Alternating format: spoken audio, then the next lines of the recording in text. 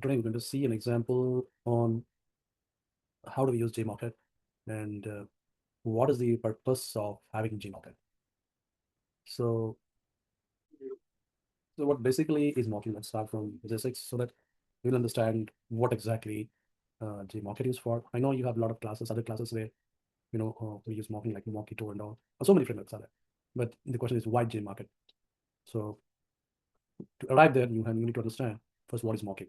What we do is that we first isolate the class or method which we want to test, right? Then what we do is that we ignore the dependencies of related classes when not necessary. And then we have to simplify the testing environment by providing empty properties of complex logical units. So let's take one by one now.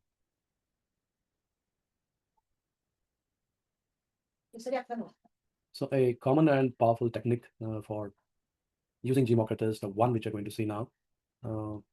Traditionally, a mock object is an instance of a class, which we all mostly know, you will agree.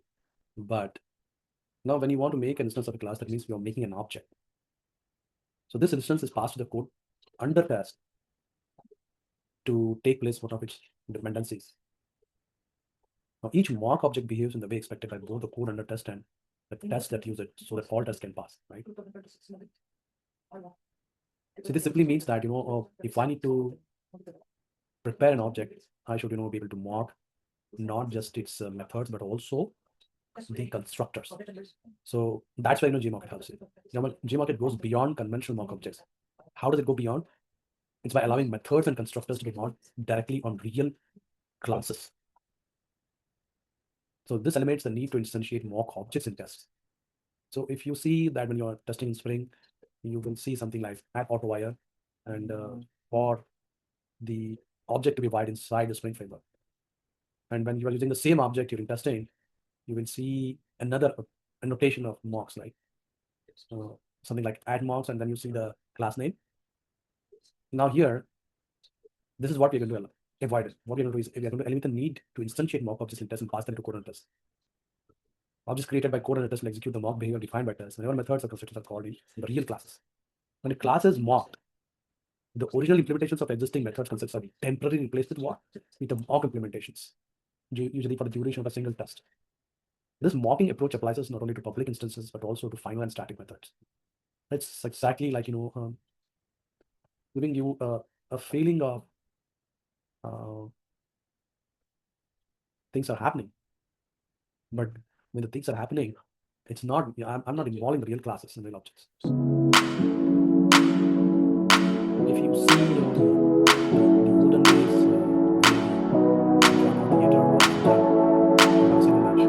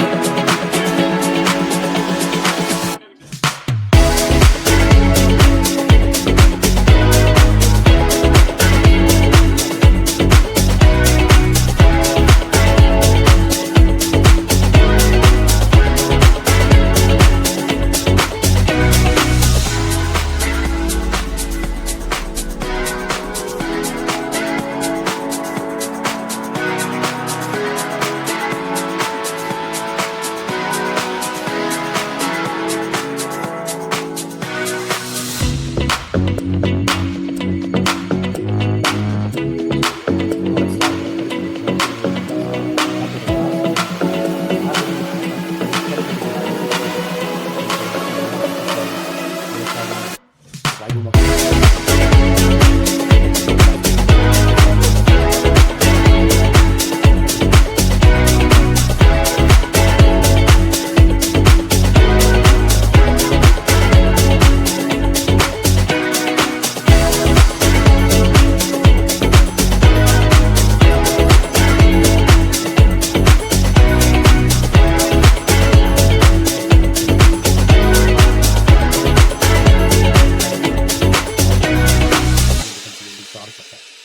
Now, this is what this class is, a calculator class which has two methods.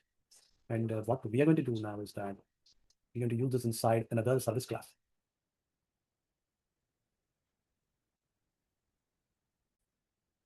Now we have a service class which is going to call the calculator class, and we are passing that class as a constructor to this, and then we are doing the calculations. So what we do is we take the sum, we pass the values to that, and then it gives you the sum, and then it also gives you the multiplications, right? And this is doing the operations here. It's returning the sum, it's returning the product also.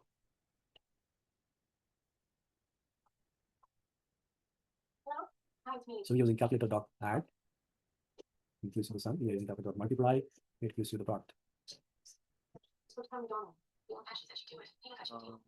But there's a catch. She's working on her Let's first degree murder. standing, only return the sum, not the product. Okay. Well, thanks for that. Return sum. All right, bye.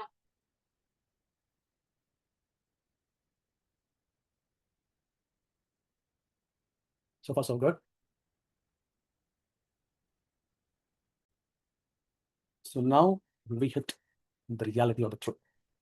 Now, when we write, do Java coding using frameworks like Spring Boot framework and all, what we do is we get driven automatically by good design and testable code, right? So which helps us to mock interfaces, non-final classes or instrumenters, blah blah blah, all those things. And Jmockit will help you with the dependency injection and clean object context. But why Jmockit? So here's the important part. The crux of what I'm trying to tell is that Jmockit can help you to test any code, even it is already designed or legacy code. And that is why people prefer Jmockit. It can mock static methods, it can mock final classes, it can mock private methods, it can mock constructors, it can mock system classes, right? So how is Jmockit able to test any code, whether it is poorly designed or legacy code? That is what we need to explore here. That is why I've written two methods here using calculator. I mean, it's just a Java file. I would have brought a legacy code in the picture and explained, but I purposely kept the example very simple to first understand what is Jmockit and how we implement Jmockit. Sure. Michael, this is Nolan. Hi. So now we discuss why Jmockit is needed. Now we claimed that it can do kind of testing for any code, whether it's legacy code or maybe it's a Java code exactly out of the migrated COBOL code and putting GSPs and all that stuff. Now, very important thing here is that Gmock can be done, testing can be done in the two ways. One is the state-based testing, where we literally code another method just like the real method and make it return something. That's called as a state-based testing using the Jmock APIs. Wherever you see anything like mockup APIs inside the Jmockit code, that you call as state-based testing. And the second one was the behavior-based testing, where we're using the expectations class. And what we are doing there is that we are just like the when then in the Mockito method we are writing all the expectations there. When this comes, you just return this, just like that. So that's called as behavior-based testing. So that's the intent of having both the flavors. And sometimes for you the behavior-based testing becomes important, sometimes the state-based testing becomes important. Right. So let's dig further now of when do we need a state-based testing and when do we need a behavior-based testing. So we were discussing about what kind of testing we should do when we are doing unit testing. We had written two methods here. One is the match service. Pardon me for my voice. Then This math service is calling a calculator service, which is here. What we can observe here is that this class is more clean. It is having methods. It's having an object, it's having a class. I can clearly see the states of this, right? After addition, I'm going to have a state, I'm going to have values. After multiplication, I'm going to have a state and a value, right? So state-based testing would help for this class. We are going to also take another class where we will need a behavior-based testing. But state-based testing means we are simply going to use mock-up methods instead of injections.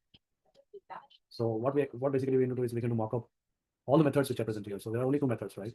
One is the sum, which does the addition of integers, and another one is the product. So as long as we are going to mock these two methods, we are fine, right? We can mock constructor also if you're using the service class. So now back to summarize things, we wrote a simple method calculator.java, and then we call that service one math service, and then we observe that we can see the states of this calculations very easily. We concluded that we'll go for the state-based testing rather than behavior-based testing. Then we come here, we'll write a simple Jmockit test here. What we do here is that we will, we mock the calculator class because we have to mock that while testing our service. And then what we do is we mock up the behavior. What we do is we calculate dot add to 3, we send the result as 5, right? And then we calculate multiply 5 to 2, we send the result as 10. So this is what causes mocking behavior. And we're going to call the math service, new math service calculator. We're going to take the result math service dot perform calculation. And then if it equals 10, then result, then we're going to assert and then you're going to pass it. So what are we going to do here is add test is the first test, the second test. Assert 30 equals 10.20, assert 203 equals multiply 1020, assert equals 16, math service dot perform calculation 1020. Now, that being said, if I try to run this, what result will I get? What do you expect? You've done expectations here. If it's adding 2, 3, I should get 5. If I'm multiplying, I should get 10. So at least the first test should pass. Let me, for the time being, not write the second test. Okay. And then let's clear it and see what happens. Now, since it's a May1 test, I'm going to run this as clean. And then I'm going to run this as May1 test. What's going to happen? What do you expect? Just to pass or fail? Perfect. It passed. Now what I've done is that, simple mock test. I mocked 1020, but I just took out another test. So let's put this test. What do you expect here to happen? Remember that in the expectations, I am not very particular about which instance is mocked, right? Let's see.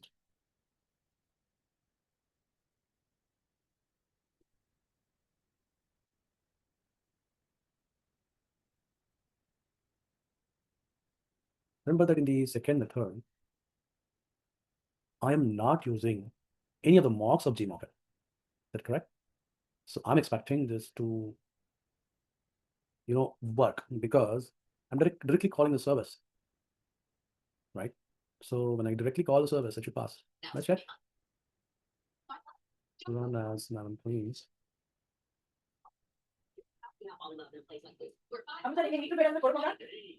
What happens?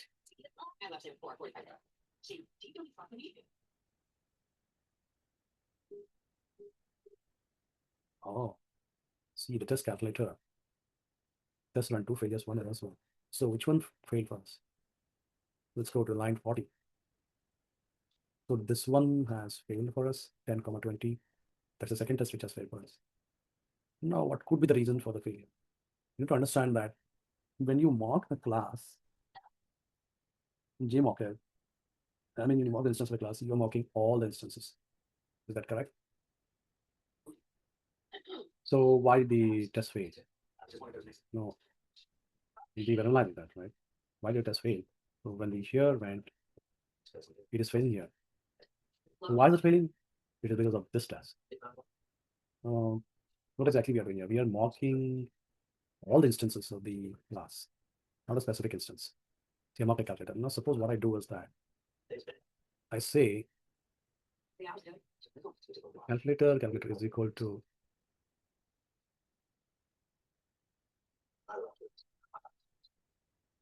my calculator.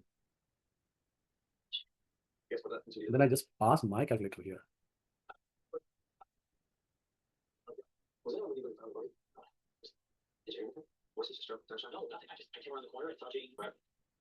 So now I made instance of this and I pass the instance of this here. And now let's see. It was. Now the question is, oh, sorry. I need to give it here. Right. Does it accept this?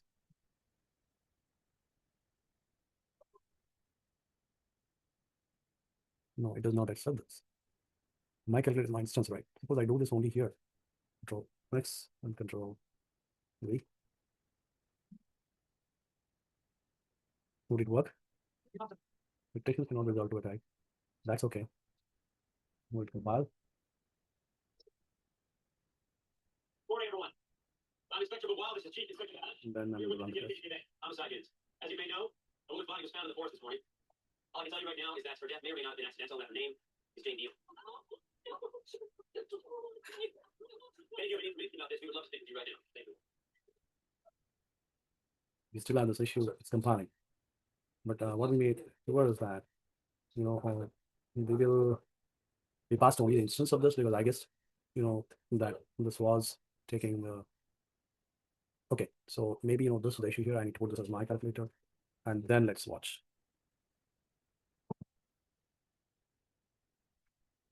You don't need again the calculator here. It's already declared, right? And then we'll just run.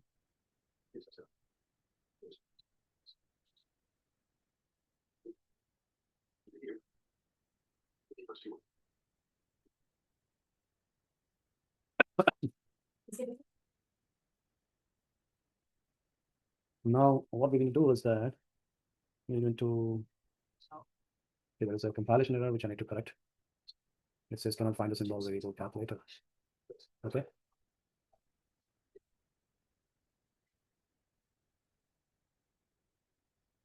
And so where is the variable calculator? Oh, it's here.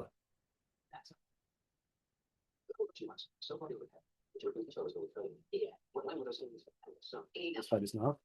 Again. Run as run test. Oh, I still have compilation error. Boys, J-Bashers, Friday morning. At 29:51. No, guts to bash anyone. Go about that. No. Okay.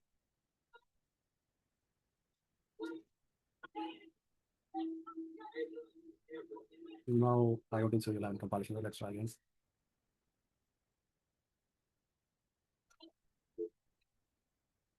Jay, he's going on, and she yells at me to stop. Yes, you the compilation error works, but I still have the failure at line number 44, which means that it's still getting overlaid.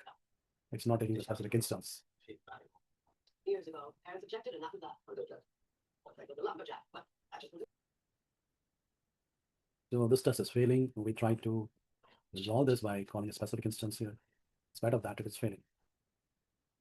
But we could be partially, we would have corrected the problem. We don't know. We would have done the correction not complete. So anyhow, we don't need this at mocked anywhere no more, right? Because we are calling instance and we're passing instance here. So there's no need to be have this at mocked. And then here I have to put calculator, right?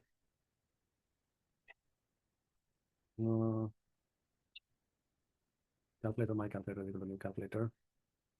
Create parameter.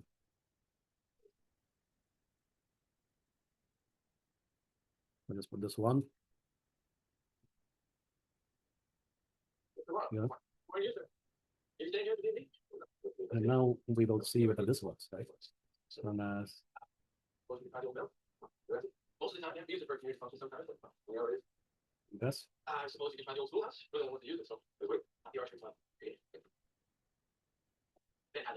So now this works. So in order to conclude about our corrections, what we did this time, we have to remember one thing is that when we are mocking, we have to be very careful when it comes to Jmockit.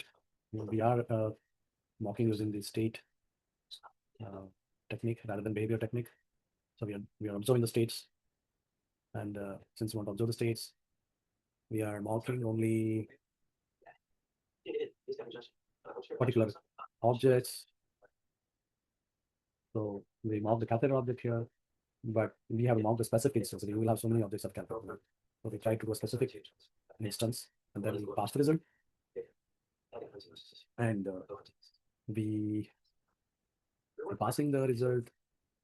We did the testing, and during that time, the calculator real test was failing because our earlier test was having an issue. We corrected that, and we made sure that we are observing the states in our unit testing, not the behaviors. So we used all the Jmockit library for that. That's new expectations.